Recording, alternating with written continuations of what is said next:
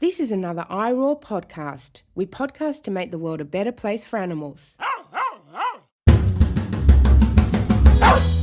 Dr. Siobhan O'Sullivan does like knowing animals. Dr. Siobhan O'Sullivan does like knowing animals. Hey people, welcome to Knowing Animals. Knowing Animals is a podcast where we speak to animal studies scholars about a piece of their work. I'm Siobhan O'Sullivan and I do like knowing animals. This episode of Knowing Animals is brought to you by ASA. ASA is the Australasian Animal Studies Association. Are you following ASA on Facebook?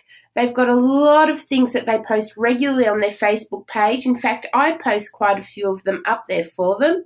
So if you want to keep track of what's happening with conferences, with calls for papers, with funding opportunities, or just animal studies goss, go to the Australasian Animal Studies Association Facebook page, see what they're up to, and also think about becoming a member.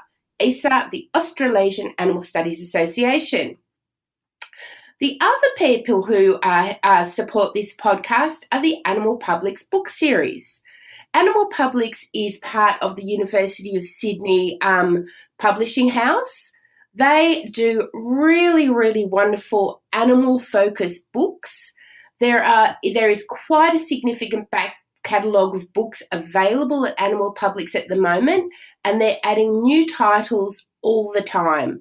So check out Animal Publics at the University of Sydney, and if you're in a position to order books for your institutional library, have a look at what's there and order some of them. That way, other people at your university can also learn about animal studies. Well, this is an episode of Knowing Animals that is coming to you from the time of coronavirus. I'm recording not face-to-face with my guests, which is the way I normally love to engage with people, but rather I'm recording in isolation internationally. So I'm coming to you from Annandale in Sydney, and my guest is in the United States. Now, I'm also using a new technology this time, so I hope that it comes out sounding really nice. If it doesn't, I hope my listeners will be a little bit patient with me as I try to absolutely perfect the recording technology around the world. But I'm giving this technology a red hot go, and I hope what you're listening to right now sounds absolutely beautiful. Okay, so let's get down to business. This week, I'm joined by Andy Lamey. Andy is an associate teaching professor at the University of California, San Diego, and we're going to discuss Andy's new book, which is called Beauty and the Beast, Should We Eat Meat in the Name of Animal Rights? And it was published by Cambridge University Press in 2019. Welcome to the podcast, Andy. Thanks a lot, Siobhan. So, Andy, can you start off by telling us what inspired this book? This book it originated in a reaction to a change that I saw happening in the ethical debate over the status of animals.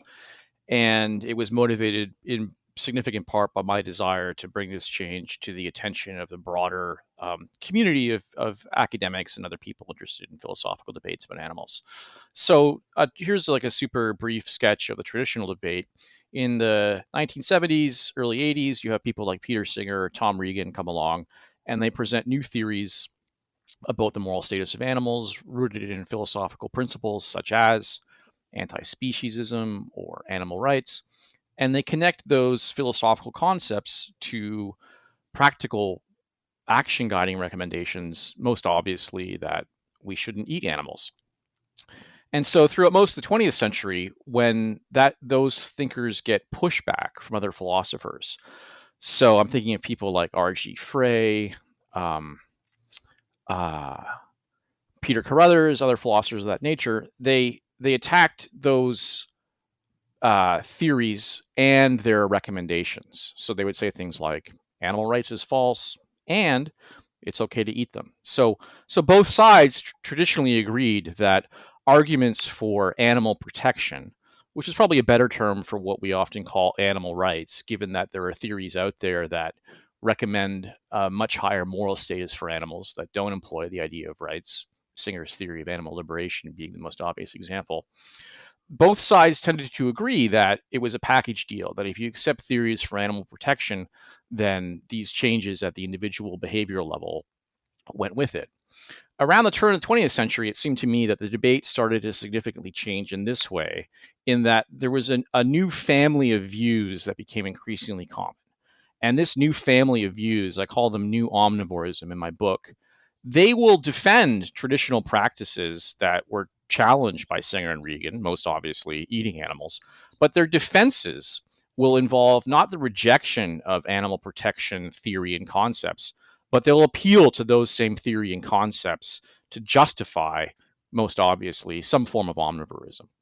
So when I saw those kinds of views, there's different ways of putting forward that view, but I saw it happening repeatedly in different ways, and I thought, this seems like a significant new development, and to address this new view, what I call the new omnivorism, it seems clear that just reiterating the basic case for anti-speciesism or animal rights won't suffice, because these theories assume those very concepts. So I wanted to draw this shift to the attention of the wider intellectual community.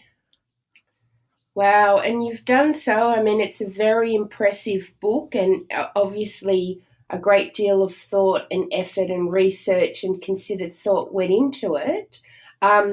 So I guess the first thing that comes to mind when I hear you say that, Andy, is I wonder, on some level, does that kind of mean that the animal protection theorists have won, in inverted commas? It's funny you should say that. I mean, the short answer is yes. So obviously, the world has not converted to a set of practices that the animal protection philosophers would like. You and your listeners have probably been following the links between factory farming and the coronavirus and things of that nature.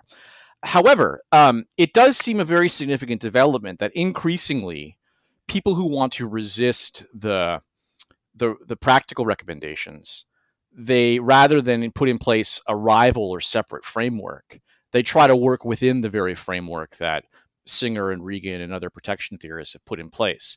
And so I do ultimately think that is a very significant development. We've still got to sort out these practical implications. Those are not trivial. But the fact that there's been this kind of shift, I think, is historic. So in the introduction to my book, I talk a little bit about the decline of paganism in the ancient world. You know, the Roman Empire didn't become Christian overnight, but there was this philosophical debate earlier on involving people like St. Augustine that did pave the way to a change. And I don't want to be too grandiose, but it does seem like this new framework is increasingly dominant. And certainly everybody who gets into these debates now must refer to protection-based ideas. They do increasingly, they have set the terms for the debate. Wonderful. Well, I'm going to take that as a kind of victory, although I think, as you're indicating, it's an intellectual victory. It's not one that actually has a significant impact on the lives of animals, which, of course, is very, very problematic, particularly for the animals. So, Andy, I'm just wondering if you would be able to take us through a couple of the arguments. So I think the way you kind of do it is you set up what you see as the problematic response to the animal protectionist argument, and then you counter it. So, you know, there's a range of arguments that you deal with, that many of which I think will be somewhat familiar to listeners. You know, and I'm happy for you to talk to whichever ones you're most interested in. But I guess the one that immediately pops to mind is the notion that field mice are killed when we harvest plants and that kind of thing. Yeah. So that argument I dubbed the burger vegan argument. Mm-hmm. It was originally put forward by an American agricultural researcher named Stephen Davis. And this argument has had just a wild ride. I mean, it's been part of cover stories in the New York Times Magazine or Time Magazine. It's all over the internet. There's an Australian scientist, Mike Archer, who's put forward his own variation. So there's lots of different versions of this idea out there. But what they have to tend in common is they take over this feature from Davis. And Davis says, if we look at what actually happens when plant foods are cultivated and harvested, so the foods that vegans would eat, we see that they're not quote unquote cruelty free. Mice and other field animals die in the cultivation of these crops. So if you imagine a certain number of mice being run over by, a thresher, um, then he says you can imagine forms of omnivorism that all up involve fewer animal fatalities, especially if we imagine a form of omnivorism that endorses eating free range beef and only free range beef, and and that's because the cows would not be fed corn or other crops; they're just allowed to graze in pasture, and the size of the cow is such that you in the North America, I think the average amount of beef from one slaughtered cow is about 1,200 pounds. And so that is so you have one death that creates all of this meat. Whereas, if 2 or 3 mice die in cultivating some plant food, that's more animal deaths overall. So, Mm-hmm. so Davis takes those empirical claims and plugs them into Regan's framework. And he says, if the rights of the animals are really what's at stake here, then it seems like we violate the fewer animal rights if we replace some plant foods with free range beef. Okay, so like I said, there's lots of different variations now. There's variations that appeal to not just eating beef, but goats, kangaroos, and roadkill. And so that argument has had this real, it's been so deeply, it's all over the internet, like I say. So I guess in the case of burger veganism, I try to point out that some of the empirical claims are not very well made. It's actually really hard to get accurate data on the number of field animals that are killed. Mm. But when we look at what's available, I guess sort of empirically, 2 claims seem significant. It seems like Davis makes calculation errors in his calculation.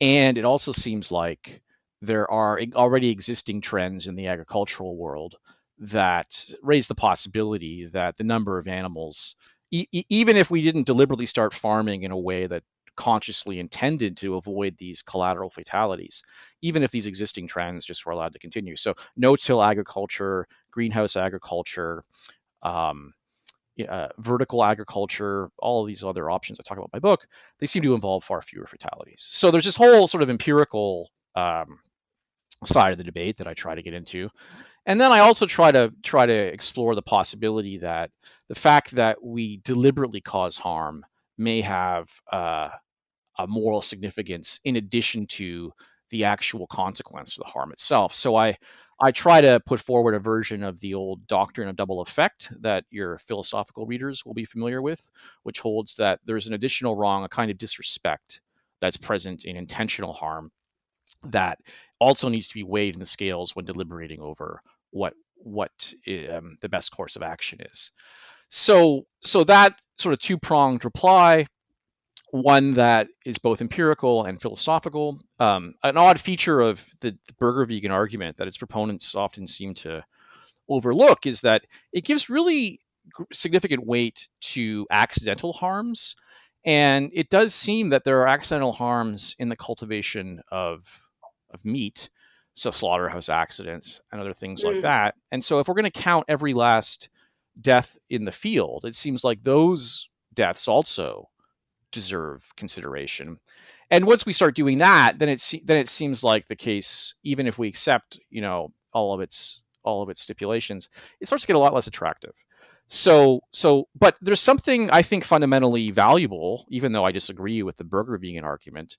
I think it is actually profitable to engage it for 2 reasons. So one is, Davis has brought this issue to the attention of people who care about animals, and nobody was really looking into this before he came along. So if we are concerned about animals, then it seems like field mice do count, and we need to do something about that. So I feel a sense of gratitude to him for that.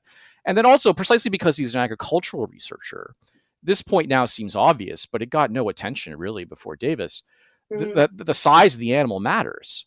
So if I were easing somebody into a vegan diet, a lot of people, they will quit eating beef first and then continue eating chicken and fish.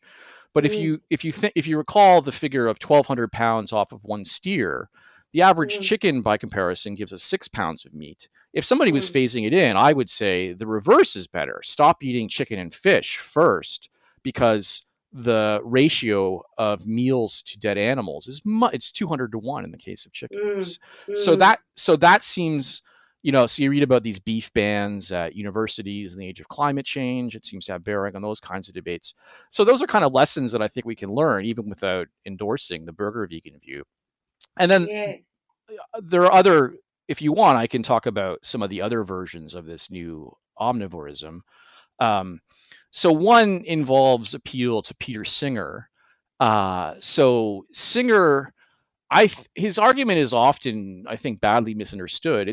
Singer himself is a utilitarian, and he sometimes does make obviously utilitarian arguments regarding animals. But the argument in his most influential work, Animal Liberation, is not a utilitarian argument. As Singer himself says, I wanted this argument to be compatible with a variety of moral views. So it's really based on this idea of equal consideration, the idea that I should give equal weight to the interests of a similar being compared to myself.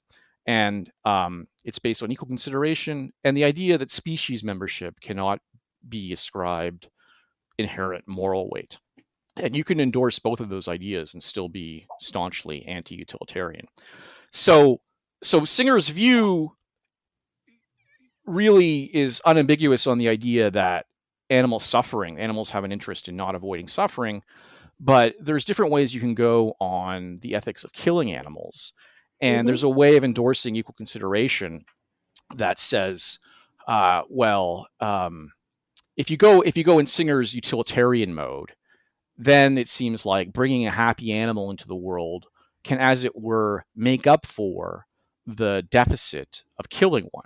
And so that puts us on the road to a kind of defense of some kind of animal agricultural system, because insofar as there genuinely are happy animals, then the utilitarian version of Singer's argument might be used to defend that. So even though I'm a huge fan of Singer, I'm much more partial to his equal consideration argument. But after we separate these two versions of Singer's work, it is possible to employ a kind of utilitarian defense. And so at that point, we're working within a framework by someone who is very sympathetic to the moral, to the idea that we need to improve the condition of animals, like you were saying. And so what should we say about that? So at that point, I say, well, if we really do go down this road, it seems like it's going to have ramifications far beyond our treatment of animals. It seems like it's not really clear in principle that we can say animals are replaceable, but human persons are not. And that starts to seem pretty counterintuitive pretty quickly. A lot of our most firmly held views about the ethics of reproduction, about, my wife and I only have 2 children. We could probably bring more into the world. We don't normally think that's morally wrong, failing to maximize the amount of happy beings in existence. But if we go this way, then it seems like that and other counterintuitive conclusions are not far behind. So in addressing some version of that argument, I get into issues around population ethics and why I think it's okay, why we actually have no obligation to maximize the number of happy beings in existence, whether human or animal. So that gets pretty intricate and pretty complicated. And then the other versions of new omnivorism that I talk about, one is this idea that research in the field of quote unquote neurobotany suggests that plants might be sentient. I'm sure your listeners have come across that argument. And if that's the case, then it seems like there's a little bit of philosophical jujitsu becomes possible, insofar as animal protection theory has traditionally emphasized the idea of moral obligations to beings who are sentient. But if this category extends much deeper into the natural world, then it's not clear that the case for not eating animals while eating plants remains as stable as initially one might have thought. So like the burger vegan case, in that case, I go through the empirical evidence, and it just seems ultimately irresponsible. As mainstream botanists have pointed out, it seems ultimately irresponsible to suggest that plants are sentient as we've traditionally used that term. It doesn't seem crazy to think that plants have greater sophistication and a greater degree of internal complexity than we traditionally thought. But to leap from that to sentience doesn't seem supported by the empirical evidence.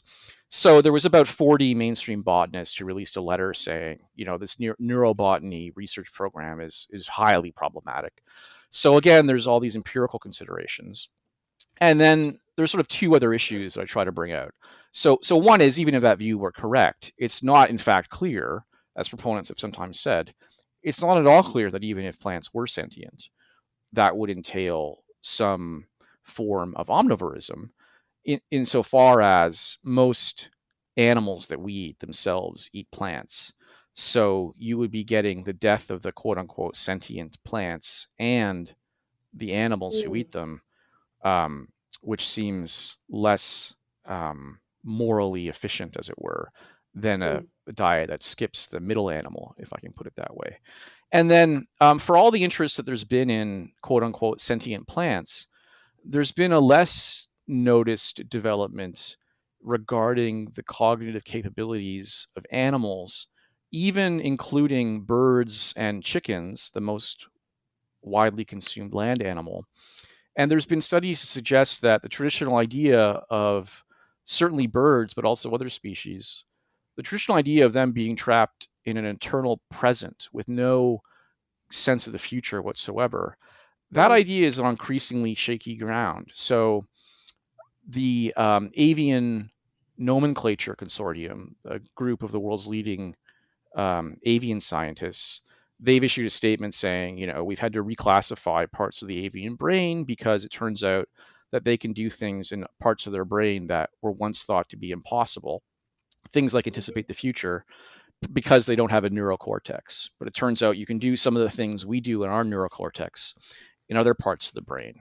So it seems like if we follow that thread of empirical inquiry all the way to the end, as I try to do in one of my chapters, then it seems like our kind of lowly view of the mental capabilities of many animals, even leaving aside whether they would succeed in justifying traditional practices like killing them, even leaving that aside, it just seems like they are not at all as well supported as has been traditionally been thought. And there might even be a case for thinking that some species, including, as I say, chickens, have what I call, following other researchers, primitive self-consciousness. So they're somewhere in between merely sentient and fully self-conscious. And what are I try to tease out what some of the implications of that might be. Fascinating. So then finally, the book ends with the one form of new omnivorism that I think is actually to be welcomed, and that's a version of meat eating that would confine the meat that is permissible to eat to stuff that is created in a lab. So your listeners are probably familiar with Mark Post and his lab in the Netherlands, who in 2013 they held a press conference in the UK where they ate the world's first lab-grown burger. And so now his lab and other companies and labs are in a race to try to commercialize lab-grown meat or in vitro meat or clean meat. It's still unclear what we're going to call it. And so there's issues around this new form of meat. It's currently made with a growth serum that is a byproduct of slaughterhouses, so it's not yet truly vegan. But already more than one lab is working on a plant-based replacement, at which point it seems we would have a form of meat that would not presuppose harming animals.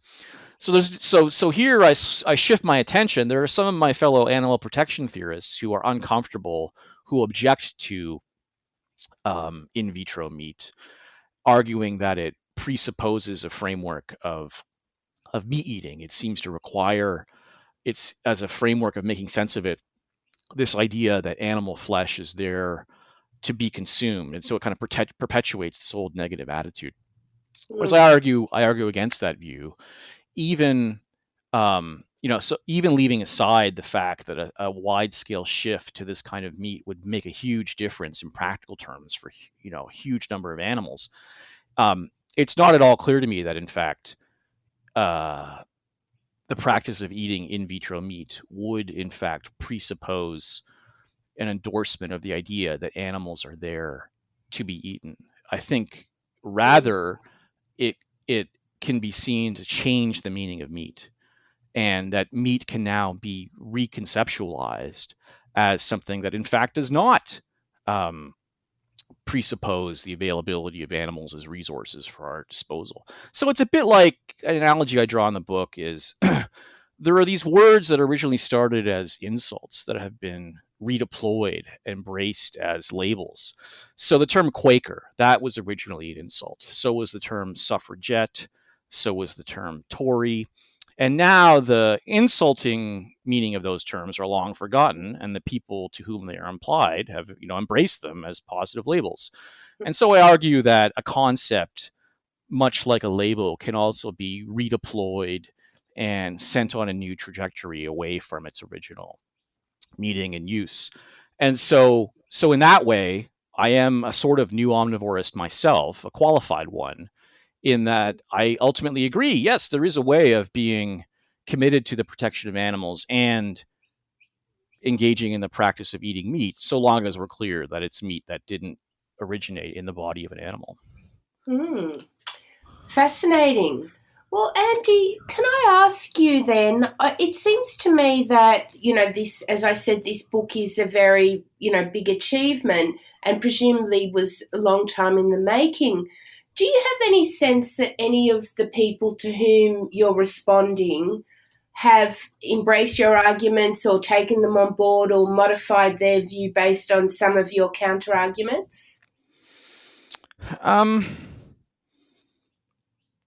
not 100% sure about that. I mean, I certainly haven't, I don't think I've heard from anybody who I explicitly criticize. I have seen from the reviews that people who are interested in animal protection, they seem so far to be having a pretty positive reaction to the book. So so that's something. So as you probably know, it takes a long time for an academic book to get out there and really, find its audience. And I think that's still, I cross my fingers, that's still happening in my case. Yeah. I mean, I guess what I'm trying to get to is, people such as Archer in Australia who run these arguments around the problematic nature of agricultural production from killing animals in the field, etc. It seems as though at times these arguments take on an ideological bent that makes it hard to counter them with logic. So I'm just wondering whether you feel as though the people making those arguments are making them in the true academic spirit, or whether there is ideology influencing their position, for example. I don't really talk about this in my book. I just take them as arguments, but other people have asked me about this. And so my sense is it varies from case to case. Right. So Stephen Davis, I interviewed him once, and Davis's argument is totally coming from a position of good faith. He told me that he practiced this diet himself, that he didn't eat meat other than beef, and it was only free-range beef. And it was all a result of him going to a conference where he was exposed to animal rights arguments for the first time. And as he put it to me, this experience changed my value system. So there are people out there who are struggling with this, who do land on new omnivorism through I disagree with them, but it's intellectually respectable what they're doing. Michael Pollan is another, I think, well-known writer who has some tendencies these ways. He cites Davis, right? Archer, he wrote 2 articles, one for the Australian edition of The Conversation, and one for I believe it was a zoology journal. And there are certainly polemical passages in Archer's writings. He's really out to expose the fools as he sees us on the other side of the debate. And then where I think ideology sort of enters into the debate is any argument that allows somebody to say, I have a lot of moral concern for animals and I can still eat them. those arguments, it's like there's a giant magnet out there in the culture, and it just like elevates them to this position of great prominence. So they go into the conversation, the New York Times Magazine, right? And it's not because people are sinister or bad or acting in bad faith. It's just that's a very attractive message, and it allows people to literally, have their ethics and eat it too. They don't have to give anything up, and they don't have to internalize this idea that they're in any way lacking compared to people who don't eat meat. Okay, so certainly it's true that ideology does enter into these debates, but I guess that's really a problem for the other side when people get polemical or they allow their wishes to get in the way of what they recognize as true. They tend to wind up making bad arguments. So that, in a way, I think ultimately works to the advantage of people who want to critically question mainstream practices. Wonderful. Well, Andy, I ask everyone who comes on the podcast to answer 5 quick questions. Are you ready for your 5 quick questions? Fire away. Can you recall the first piece of pro-animal scholarship you ever read? I can. It was an anthology co-edited by Peter Singer and Tom Regan, and it was called Animal Rights and Human Obligations. And I was assigned that in a class, and it had a strong effect on me. I can appreciate that that's a true story, yes, and I know the book very well. Can you recall the first piece of pro-animal scholarship you ever wrote? Yeah, I was a journalist before I was an academic, and I wrote some journalism. But in terms of scholarship, I wrote an article for the Journal of Social Philosophy in 2007, which was me critically analyzing the burger vegan view, which at that time was still fairly new. And to this date, that remains my most widely cited article. Wonderful. If you had to name one animal studies scholar who's had a big impact on you, who would it be? That's a tough one. Jeff McMahon would be up there in the running, but I think ultimately I have to give that to Singer, especially when we distinguish between his equal consideration argument and his utilitarian argument. The equal consideration argument, I think, is basically a big winner. Wonderful. So, Andy, what's the most important thing academics can do for animals? In my discipline, I think we should continue to maintain the traditional philosophical virtue of being able to follow arguments where they go without prejudgment. And I think a realm of radical free inquiry is ultimately to the great benefit of animals, even though it works slowly at times. But insofar as we cultivate an arena of free inquiry, I think we will eventually succeed in showing the larger world that the justifications for treating animals as resources are ultimately not well made. Wonderful. Well, if you had the power to change one thing about the human-non-human animal relationship, what would it be? I guess the issue I care about the most involves diet. And if I could change the world to one where people did not eat animals, that would be my first choice. Great. Well, Andy, what are you working on next? I am writing about some famous papers by Ronald Dworkin that contrast different ways of thinking about justice. So Dworkin, it's for the purpose of ultimately trying to develop a theory of justice for animals. So as opposed to a theory of ethics that would guide our personal decisions, this would be a theory that would guide the rules and principles of the larger political community. And I'm trying to draw on Dworkin's work to see whether it could serve that goal. Wonderful. Well, we need just such a theory. So I wish you all the very best with that project. How can people find out more about your work? They can go to my Phil People page. So Phil People is a repository of philosophy papers, and I have a page there, philpeople.org, and it has all my work there. Wonderful. Well, Andy, thank you so much for joining us for the podcast. And thank you to the listeners for joining us for Knowing Animals, the podcast where we talk to animal studies scholars about their work. And you can also find us on the internet. We're on Twitter at knowing_animals. There's a Knowing Animals Facebook page. And also, don't forget to leave a review in iTunes. Reviews make it easier for other people to find us. I'm Siobhan O'Sullivan, and I do like knowing animals.